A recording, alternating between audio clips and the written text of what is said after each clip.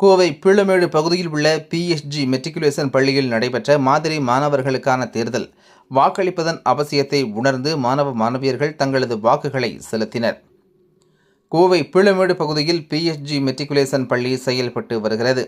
கடந்த 2009ஆம் ஆண்டு துவங்கப்பட்ட இந்த பள்ளியானது எல்கேஜி முதல் 8ஆம் வகுப்பு வரை செயல்பட்டு வருகின்றது.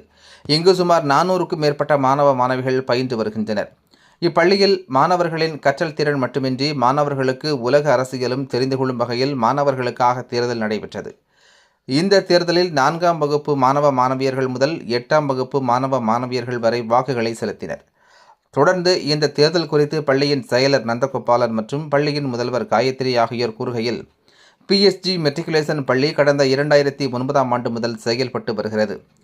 இப்பள்ளியில் மாணவர்களுக்கு கற்றல் திறன் மட்டுமின்றி உலக அரசியலையும் தெரிந்து கொள்ளும் வகையில் மாணவர்களுக்கான தேர்தல் நடைபெற்றது. இதில் மாணவர் தலைமை பொறுப்பாளர்களுக்கான தேர்தலாக நடைபெற்றது. மாணவர்கள் இடையே ஜனநாயக விழிப்புணர்வையும் தலைமைத்துவ பண்புகளையும் வளர்க்கும் நோக்கில் மாணவர் தலைமை பொறுப்பாளர்களுக்கான தேர்தலாக நடைபெற்றது. இத்தேர்தலில் பள்ளி மாணவர் தலைவர், துணை மாணவர் தலைவர், விளையாட்டுத்துறை ஒருங்கிணைப்பாளர், ஒழுக்க தலைவர் உள்ளிட்ட பல்வேறு பொறுப்புகளுக்கான தேர்தல் வாக்குப்பதிவு முறையில் நடைபெற்றது.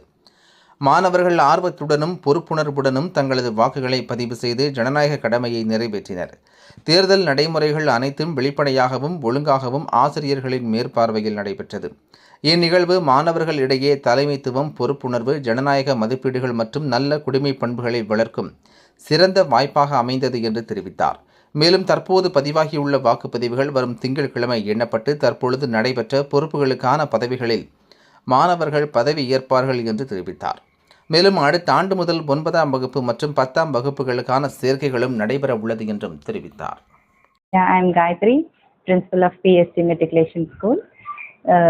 நம்ம பள்ளியில் இன்னைக்கு பார்த்தீங்கன்னா ஸ்டூடெண்ட் லீடர்ஷிப் எலெக்ஷன் இன்னைக்கு நடந்துட்டு இருக்கு. நம்ம ஸ்கூலில் எல்கேஜிலேருந்து ஸ்டாண்டர்ட் 8 வரைக்கும் குழந்தைங்க படிச்சுட்டு இருக்காங்க. அடுத்த வருடம் பார்த்தீங்கன்னா 9 and 10 நம்ம ஆட் பண்ண போகிறோம்.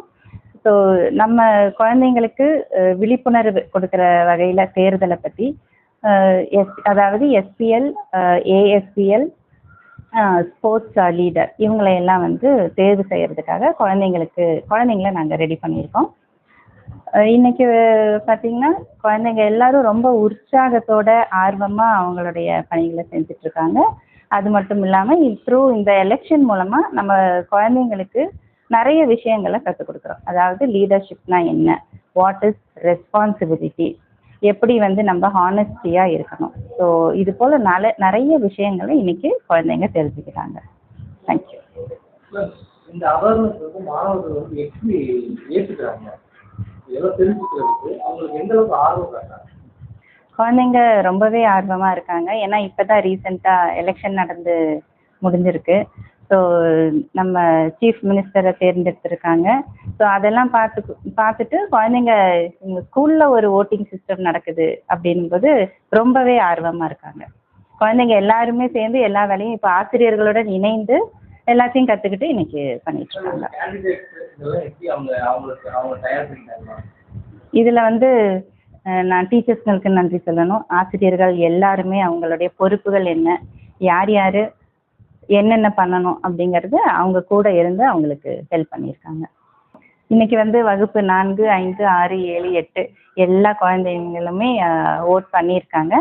இன்னைக்கு ஈவினிங்கே நாங்கள் வந்து ஓட்ஸ் எல்லாமே கவுண்ட் பண்ணிட்டு திங்கட்கிழமை காலையில் வந்து இதோட ஓட்டிங்கோடைய ரிசல்ட்டை நாங்கள் அறிவிச்சிடுவோம். மார்னிங் குழந்தைங்க வந்து ஆசிரியர்கிட்ட எப்போவுமே நிறைய கேள்விகள் கேட்குறாங்க.